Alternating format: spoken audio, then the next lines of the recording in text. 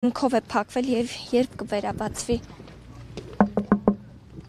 Մենք ուղիղ եթերում ենք, բարև ձեզ։ Ուզում ենք հասկանալ որն է պատճառը, որ փակվել է այս գործարանը։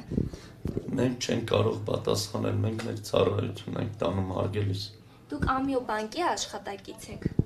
Մենք նոր ենք ընդունվել աշխատանքի, մենք չենք իմանում ինչոցա դեռ կատարվում։ Բայց եթե փակվել է, հա, ցեմենտի գործարանը, ինչպես եք ընդունվել աշխատանքի, եթե սնանկ է ճանաչվել։ Այո, մենք ընդունվել ենք աշխատանքի մեր բանկի կառավարչության հրամանով,